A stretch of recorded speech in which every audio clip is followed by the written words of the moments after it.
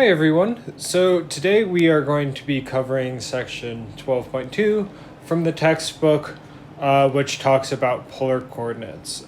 This section and the next section are going to be particularly short. I want to give all of you enough time to study for the final coming up, and you'll be covering some of this in Calculus 3 as well. So it's really good for you to have seen this before, especially if you are taking Calculus 3.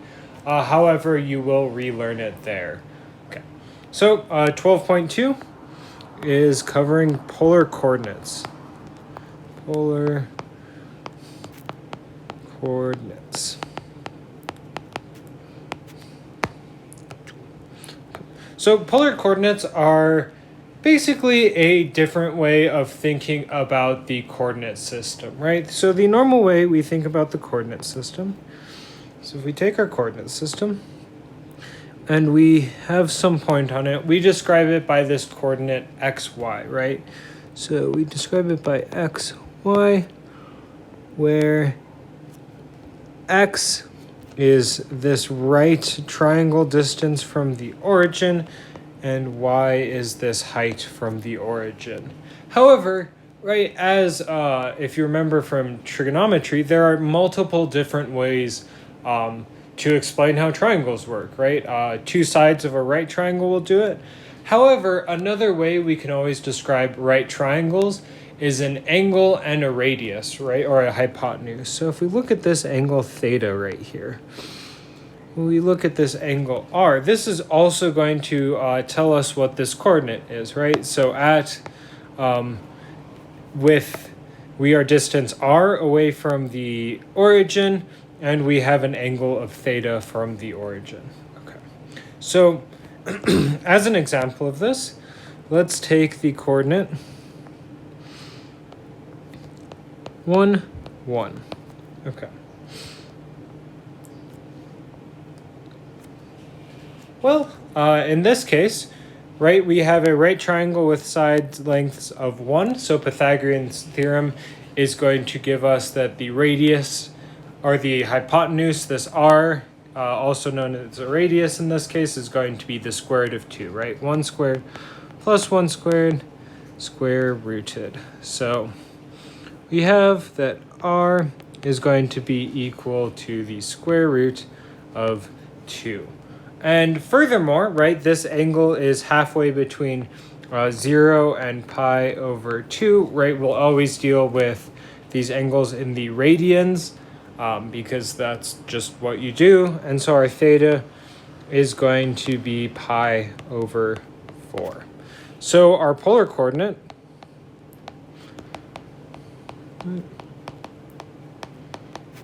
of 1, 1 is square root of 2 pi over 4.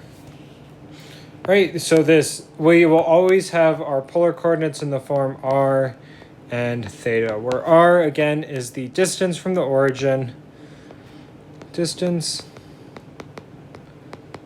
from origin, and theta is the angle in radians. Okay. Now, one very important thing to note about this is that these polar coordinates aren't unique.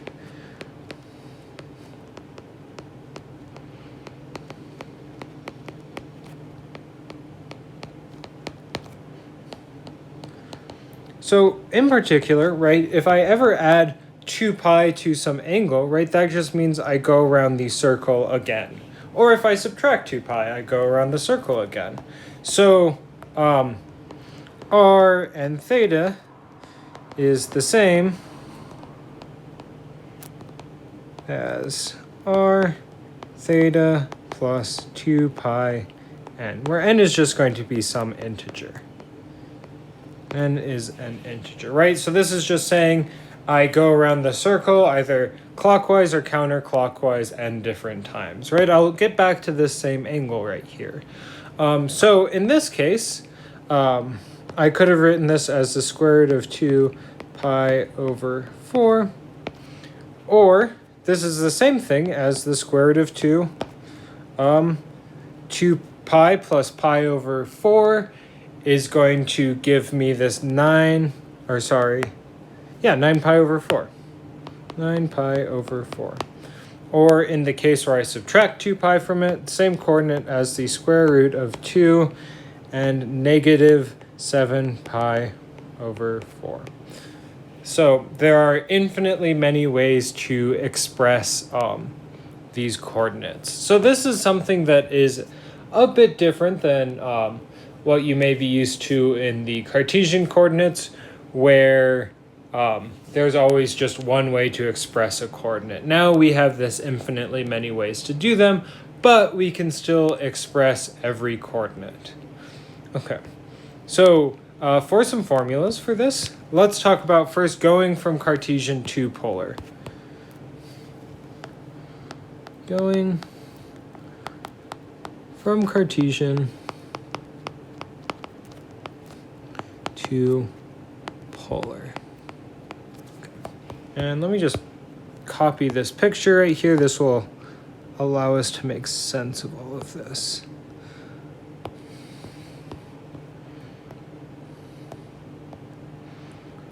Right, so in general, if we have a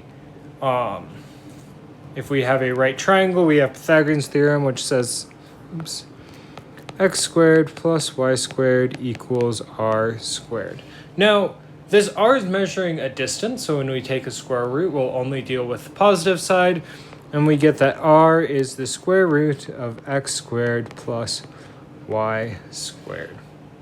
Now, if we remember back to our right triangle identities, in particularly tangent, right? Tangent is going to be opposite over adjacent. So we know that tangent of theta is y over x. And so in particular, theta is going to be tan inverse of y over x.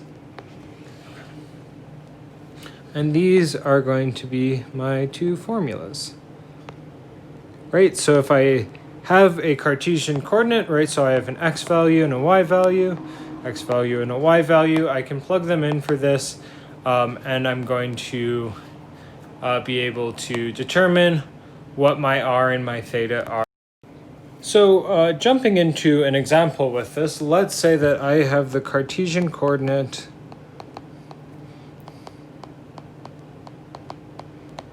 of 1, negative 1, right? And this is going to correspond to this point down here. 1, negative 1. Okay, well, I have my formulas, so I have that r is going to be equal to the square root of 1 squared plus negative 1 squared, which gives me square root of 2. And my theta is the tan inverse of y over x, or tan inverse of 1, which is going to give me a negative pi over 4. In general, we want our thetas to be between 0 and 2 pi, and so I can add 2 pi to this in order to get it between 0 and 2 pi. So in particular, my coordinate is going to be square root of 2 and 7 pi over 4, right? This is 2 pi minus a pi over 4. Okay, and we can also do the same thing going from polar to Cartesian. So going from polar to Cartesian. So again, looking at this picture that we have from before, right, if we look at, say, the sine of theta in this case, right, sine of theta is always given by the opposite over the hypotenuse. So this is going to be y over r. And we can take this and multiply both sides through and get that y is going to be equal to r sine of theta. And doing a similar thing with my x values, I'm going to get that x is going to be r cosine of theta, because r is going to be adjacent over hypotenuse, right? SOHCAHTOA. Okay. So now in this instance, if I have a radius and I have an angle, so radius and angle, I am able to determine now what my x and y values are. So as an example of this, let's say I have the polar coordinate.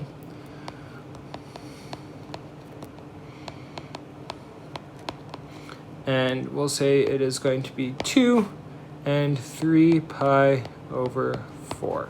So drawing this, 3 pi over 2, right, straight up is going to be pi halves, and all the way to the left is pi. So 3 pi over 4 is going to be 45 degrees in this second coordinate.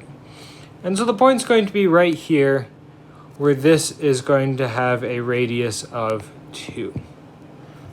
So we can get that my y value is going to be this radius times the sine of 3 pi over 4. If you remember back from your unit circle, right, the sine of 3 pi over 4 is going to be negative square root of 2 over 2. So this is negative 2 times the square root of 2 over 2, or negative square root of 2. Oh, sorry, excuse me, positive for the sine right there. Positive.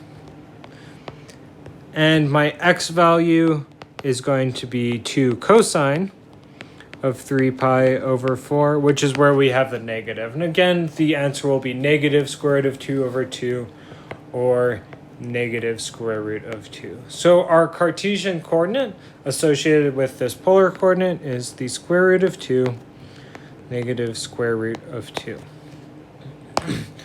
So one of the really nice things about dealing with polar coordinates is that they are very good at dealing with circles or things that kind of look like circles. So for example, if I'm interested in the function r equals a, where a is just some number, well, this is going to be all values where my distance from the origin is always the same. So this is just going to be a circle with radius a. Right, so you can see this is much better in this case than our Cartesian coordinate system, where we had plus or minus r squared minus x squared equals y. Right, this is the same equation for the circle. So it does things like circles a lot more elegantly than in Cartesian coordinates, and it's going to make the math a lot easier, especially when you're dealing with integrals, where throwing in a square root can make a problem significantly harder. Okay, yeah. So this is just one of the many reasons that we'll use it. It just really simplifies a lot of equations. So the last thing that we are going to talk about is if you have some equation, finding some points on it. So the types of questions you're going to see on the MyMathLab will look something like this, where we have some function. In this case, it's r equals e sine to the theta minus 2 cosine of 4 theta. And what we do is we draw a graph with the r as our y-axis and theta as our x-axis. And actually, this is a really nice picture. You can see these kind of weird shapes that you get a lot of times with these Cartesian coordinates, or with these polar coordinates, excuse me, right? I can't think of any feasible way you could come up with an equation for this using just a regular function, but this is not too complicated of a function that we are getting with these polar coordinates. Okay, and then the types of questions you'll be asked mostly on MyMathLab in general is, say you have the point C right here, what is that going to correspond to on the graph? Well, C, if we look at this, right, it's the point where the radius is larger than everything around it. So C in particular is going to be one of these kind of outer points where it's farther away from the origin than everything else around it. Furthermore, we can see that C has approximately an angle of pi over 4. Pi over 4 is going to be along this line right here, and so that means that this is going to be our C value. Similarly, right, every time we cross the theta axis, in this case, these are all going to be points where we have a 0 radius, which are all going to be points through the origin. So you can kind of see from this, right, we're going to cross the origin a couple of times if we trace this around. And so all of these places, this B, F, H, and L, and J, and N are all going to be the places where we cross the origin. So as another example of how you would work on these types of problems, right, let's take point D right here. Well, point D is kind of the opposite in point C, where it has a smaller radius than everything around it. So we expect this point to be closer to the origin than everything else around it. And as another thing, we also know that its angle is going to be pi over 2. So we know that it's going to be along the y-axis. So our two real options in this case are this point right here or this point up here. Now they're already labeled, which kind of spoils it. But what we do know is that this D, right, it has a smaller radius than everything around it. So it has to be this value right here, where D is going to be closer to the origin than all of the other points around it. And one thing I think I should mention, because it does come up in this graph and it might come up in the My Math Lab, is that if we do have a negative radius, so negative r and theta, right, what this is going to correspond to is, if this is my original point with an r and a theta, negative r is just going to be going the opposite way. So this is my negative r. So negative r theta is going to be the same as my r theta plus pi, where I'm going to reflect through the origin. So in these cases where I do have a negative radius, it's just going to be reflected. So in the case of K, where my radius is negative and I have an angle of pi over 2, this is really the same as having an angle of pi over 2 instead of 3 pi over 2 instead. So that's why K falls up here instead of down here as we might expect.